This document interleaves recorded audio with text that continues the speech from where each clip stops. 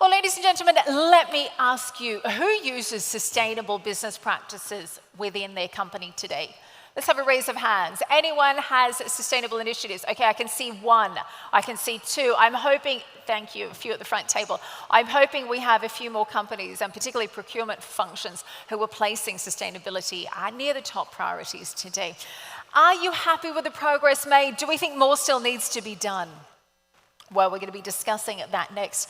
I think there is no doubt that as the region continues to expand and look at more sustainable procurement, particularly with the energy sector, being able to adopt sustainable procurement practices is not just a regulatory requirement, but a strategic necessity. Our next speaker who joins us this morning says that we must adopt a rigorous and systematic approach, such as the analytic hierarchy process, or AHP, to help procurement decision-making in line with broader environmental, economic, and social benefits too.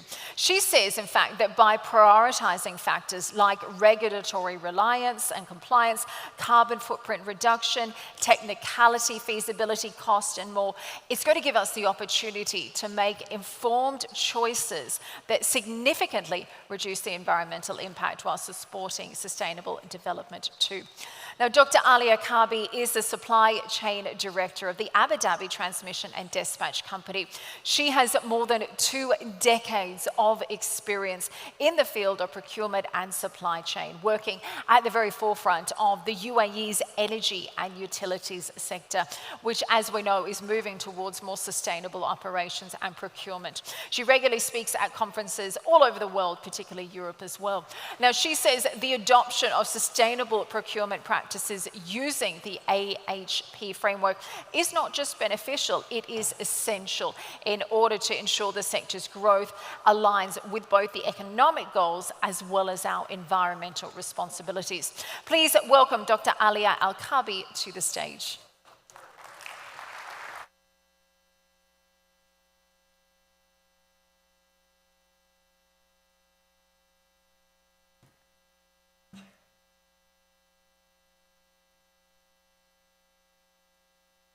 Assalamu alaikum. It's always a pleasure to be back in Saudi Arabia, my second home. Thank you for attending the presentation, Sustainability and UAE Energy Sector.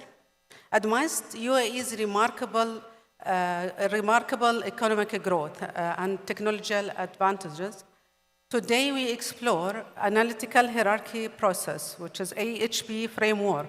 It's a strategic tool that can be used to enhance procurement sustainability and reduce carbon emissions. The agenda will be drivers for sustainable procurement, challenges in UAE energy sector, review the current landscape, AHP framework, and data processing and implications.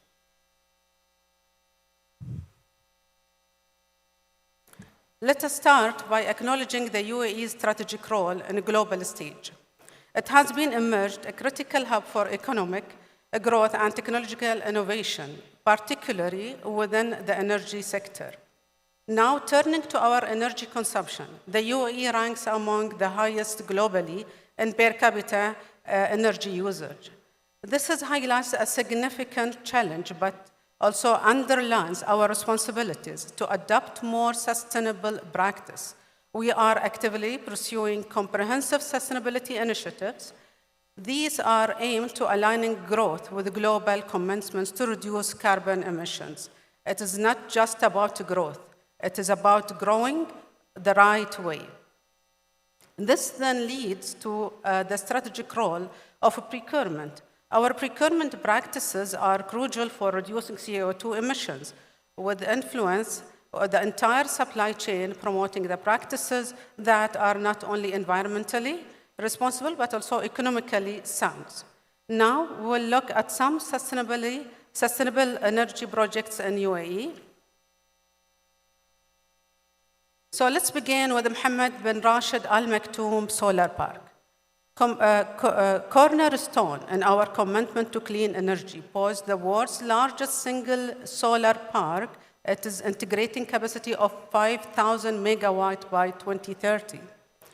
This project is a game changer, significantly boosting the share of renewable energy in Dubai's energy mix. Next, we have Baraka Nuclear Power Plant, the first commercial nuclear facility in Arab world, located in Abu Dhabi.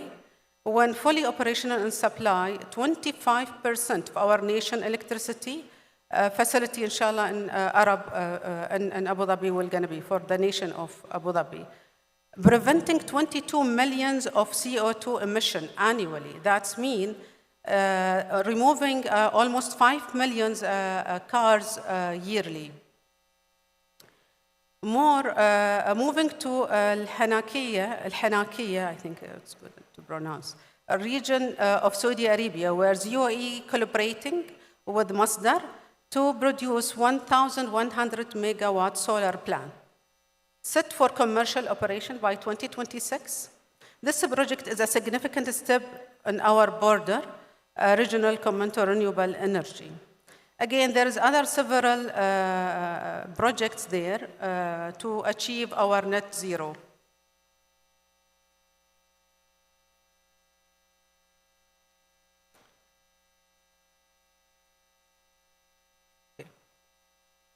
This slide shows the 10 countries, top 10 countries with highest CO2 emissions per capita, as per 22 data.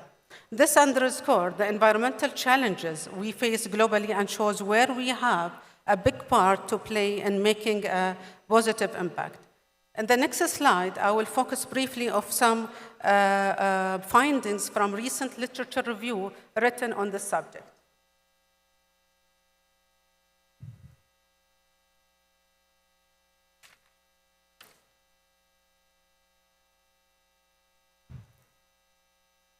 Okay, we will now look at some challenges of the biggest challenge in the UAE as a reduction of and GCC. So GCC nations are collectively making strides toward reducing their dependency on oil, as shown in the left slide of the presentation. There's a significant shift toward diversity economics. So UAE, centering on UAE, we stand as a leader in the area of solar energy advancement. This is not just about innovation. It is about decreasing of reliance on fossil fuels and reducing our greenhouse gas emissions. Again, we have noted where steps being taken in terms of regulatory frameworks with GCC. These frameworks are crucial as they promote sustainable practices by integrating renewable energy resources in our national energy grid.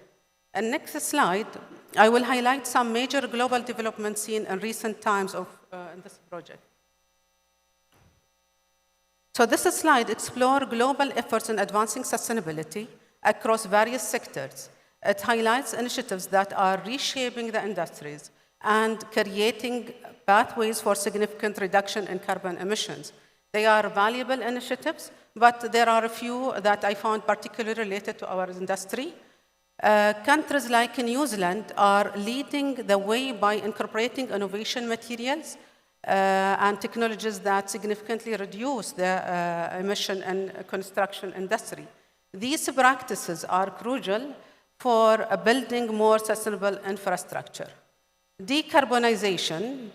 So we have countries like Australia, Netherlands, and UK are implementing decarbonization strategies. These include procurement standards designed to lower the carbon footprint of their industries. And then we have corporate sustainability initiatives are also highlighted. Companies are increasingly integrating sustainability into their procurement strategy, supported by policies. These corporate actions as a crucial in promoting lower emission and large scale. And this slide outlines the major challenges the UAE energy sector faces in its transition of forward sustainability. These challenges identified from recent literature highlighted diverse and complex barriers, but to be addressed to achieve sustainable energy development. And the next section will introduce the analytical hierarchy process, which is the AHP model, commonly known as AHB, as I mentioned. This is a decision-making framework that helps simplify decisions by breaking them down into smaller and more manageable parts. So the AHB framework is a useful situation where decision-making involves multiple criteria and sub-criteria, which is seen in discussion around sustainability. This framework will help to convert subjective assessment of relative importance into a set of overall scores or ranking. And the next slide shall address the previously mentioned challenges and how the AHB framework can be used to address them. First, we will look on regularity and policy limitation. So by integrating the model into our decision-making process, we can address the challenges posed by regularity constraints. This helps in aligning stakeholders and ensure that our solutions are sustainable. The next is technical and infrastructure deficits. So technical and infrastructure often involve outdated systems that hamper the adoption of better technology. So here, if applying the frame will allow us to navigate through these deficits by ensuring that every technology investment and resource allocation decision is backed by thorough analysis and aligned with our strategy's objectives. The next is financial barriers challenge.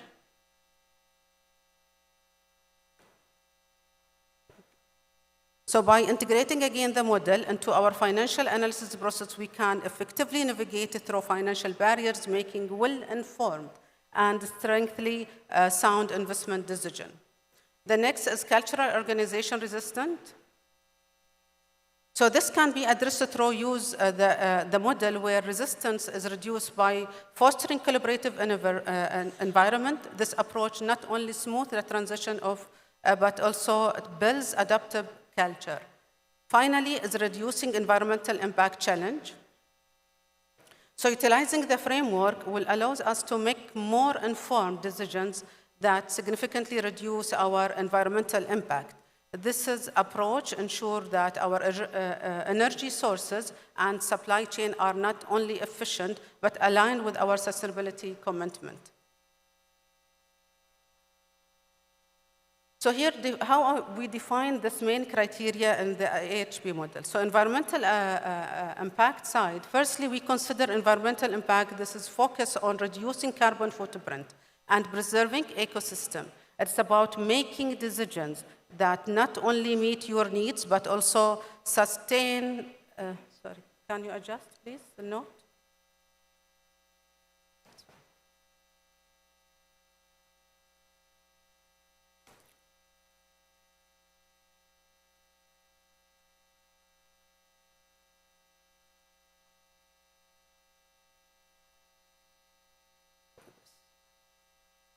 Sorry for that.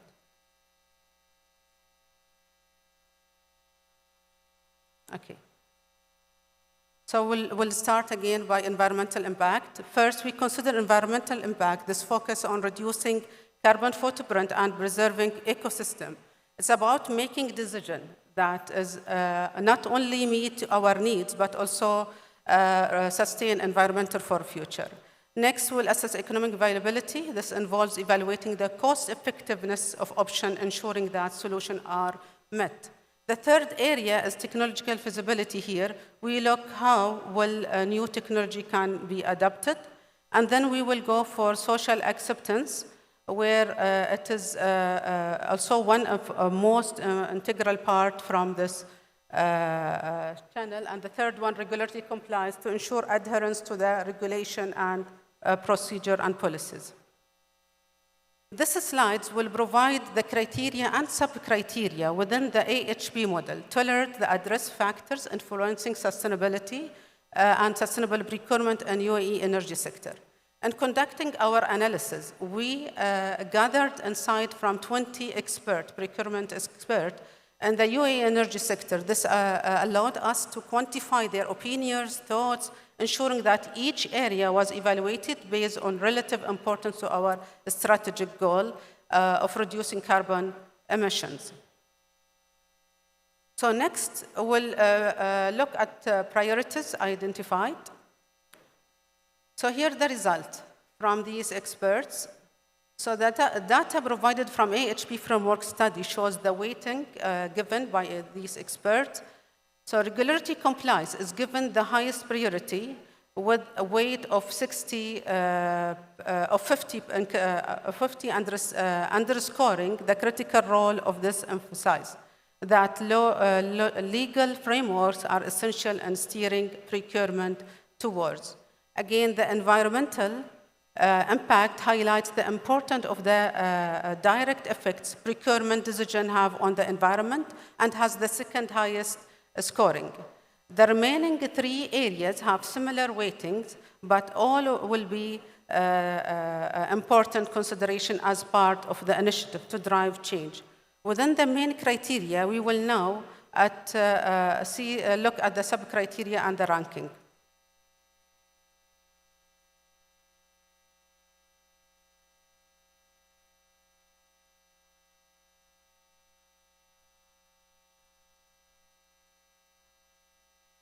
This slide shows the priorities with each of the criteria with respect to sustainable procurement in the energy sector. So environmental regulation and labor safety compliance are the highest priority areas within regulatory compliance. This suggests an approach that addresses to local international standards and integrate approach to sustainability.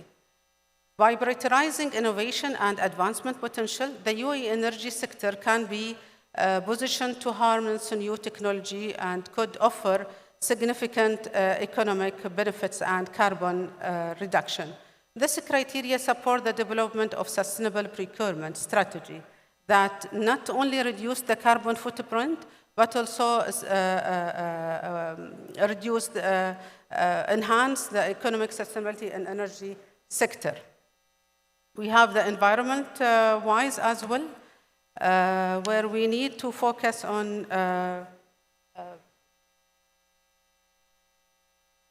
carbon reduction more than even ecosystem.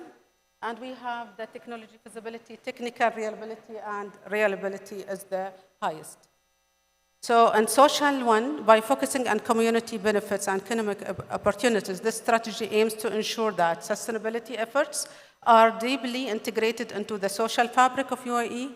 Understanding these priorities can guide stakeholders in UAE energy sector in designing policies and procedure. So the results from the section point towards technology maturity and reliability as the most important part and sub-criteria. This suggests that transition should be managed in controlled manner in a way that minimizes disruption. This approach can guide policymakers and industry leaders in making informed decisions about which technologies to invest, balancing the need for result of the benefit of innovation solution. To summarize, we have evaluated all of the above criteria and sub-criteria in details and have examined not just the direct areas that they affect, but also the wider economic and social implications. Each of these areas illustrate how adopting a balanced approach to sustainability can lead to effective and well-rounded procurement strategies, ensuring that the UAE energy sector remains a leader in sustainable practices both locally and internationally. Yes, thank you.